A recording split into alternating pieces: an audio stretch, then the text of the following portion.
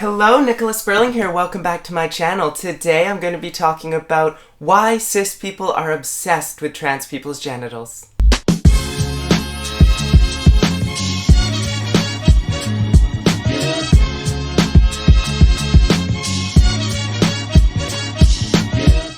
This is the age-old question, why is it that cis people, and I should be clear, not all cis people, but some cis people are obsessed with trans people's genitals.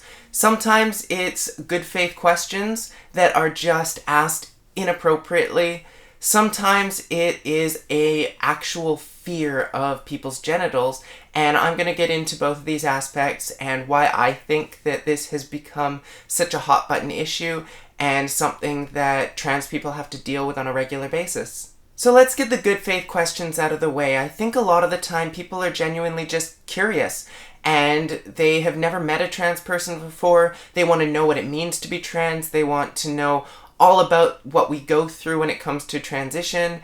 And it's fine to be curious, but at a certain point it crosses the line and it becomes extremely uncomfortable for trans people. You wouldn't go up to one of your cis friends, and I should just be clear, cis means that you are not trans. That's all it means. It means that you're not trans. If you're not cis, you are trans. And a lot of cis people will ask the question, what is in your pants? You wouldn't ask that question of your cis friends. You're not going around talking about your genitals with each other because that would be considered inappropriate. So why is it considered appropriate to ask that of a trans person? I can't quite answer why people think this is appropriate, but it definitely, in many cases, just comes down to curiosity. And I think when it comes to that, we just need to do a good job of educating people as to why it's not appropriate to talk about people's genitals. It should be obvious, but for some reason it's not. So let's have that conversation. But what it comes down to is that people's genitals just don't matter unless you're getting into a sexual relationship with someone or you're speaking to a medical professional. Unless it's one of those two instances, just don't bring up people's genitals. It's not appropriate whether the person is cisgender or whether they're transgender. So with that out of the way, let's get down to a conversation about the times when people's genitals really come up and it becomes really uncomfortable. And that's when we're dealing with TERFs, TERS, transphobes, whatever you want to call these people that just have it out for trans people. They will often claim that they're concerned about the safety of women, and they'll use that as an excuse to hate on trans people, or maybe they'll use religion as a cover for their transphobia. But the reality is, these people are just hateful individuals, and they have an issue with people who are different from them in whatever capacity that might be. It is similar to how people could be racist or homophobic.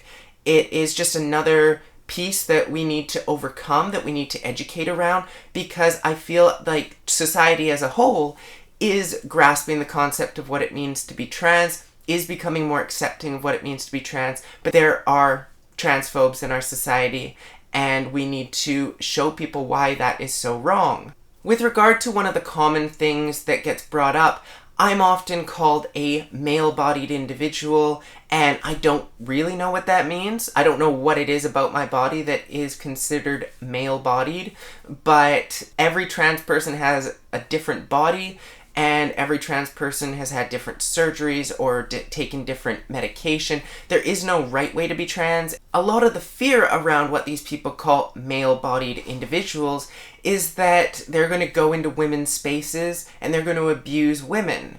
But when you look at the statistics, that's just simply not happening. There are abusers, obviously, in any demographic. You're going to find abusers in any aspect of society, and that applies whether you're cisgender or transgender. But when you look at the statistics, it doesn't play out that trans people are a higher risk. So when it comes to trans women are women, and therefore they should be using women's spaces. But we need to recognize that if someone is revealing their genitals in one of these spaces, that's just not okay. And there are instances, of course, where people might get naked in change rooms, but it's extremely rare that you would find a trans person that would feel comfortable enough to do that.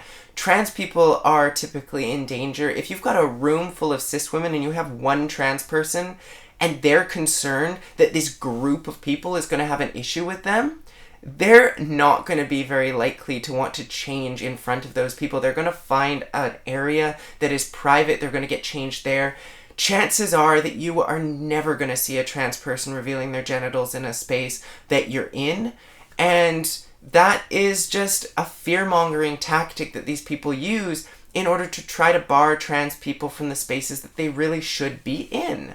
To try to force trans women into men's spaces is dangerous. Just as you wouldn't want to force a cis woman into a man's space for fear of abuse, you do not want to force a trans person into those spaces because trans people face abuse at even higher rates than cis people. And I'm talking about trans women in particular because as a trans woman and as a trans person in general, I've noticed that women get the brunt of this hate. Trans women get the brunt of this hate. And that's because we are viewed as men infiltrating women's spaces and abusing women. And again, that is simply not happening. If you look at the statistics, you will see that. But this is the fear-mongering that's taking place, and this is what we need to confront. One of the arguments is that trans men are women, and therefore trans men should be allowed in women's spaces. And I don't think that the transphobes who put forward this idea have really thought it through, because your fear, and I'm speaking to transphobes right now, is that you're going to have cis men dressing up as women and entering women's spaces under the guise of trans women. But what you really should be concerned about, if that is a legitimate concern, and let's be clear, it is not a legitimate concern, is that you'll have cis men pretending to be trans men getting into women's spaces because you want trans men in women's spaces. So what you're asking for is to make it easier for cis men to access women's spaces. Now, here in Canada, we don't have bathroom bills. So there really isn't anything barring men from simply walking into women's washrooms, for the same reason that women will often use men's washrooms when a lineup is too long for them. It is something that you're able to do legally. There's nothing stopping you. But out of general respect, it doesn't happen. And if it does happen, it's generally someone who's in there to abuse people, and that's an independent instance that needs to be dealt with. It's not a case of, let's bar all people that we think might be abusers without having any evidence that they will be from a washroom. The thing that just really gets to me, that confuses me, I really don't understand this, is why genitals matter if you're not seeing them. If they're not going to be impacting you in any way, those genitals don't matter. You don't know what's in my pants. Maybe you've seen me talk about it on social media, but I really don't bring it up very often. And I'm not going to bring it up in this video because it's totally irrelevant. I don't care if you think I have a penis or a vagina. It really doesn't affect me in any way, and it doesn't affect you in any way. So why would you bring it up? Why would you ask me? And why would you pretend like you know? I'm the only one that knows what's in my pants, other than a few people that have been with me. And you have absolutely no idea what genitals I have. You have absolutely no idea what chromosomes I have, what gametes I have. These are the kinds of things that people will assume about me.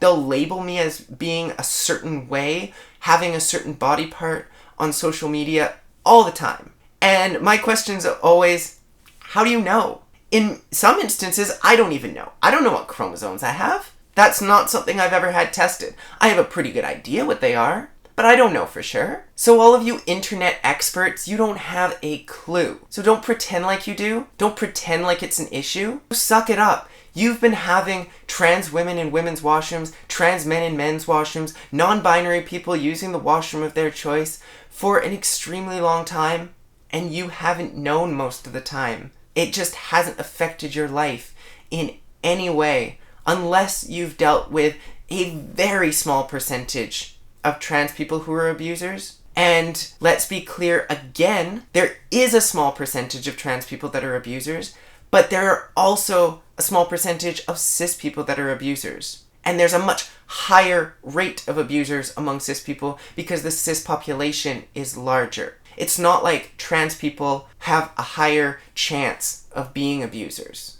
And in fact, trans people are abused more often than not, which is precisely why we need safe spaces. And it's precisely why we should be using the spaces that correspond with our gender, because we are vulnerable people. Trans people in general, particularly trans people of color, are affected by massive rates of violence.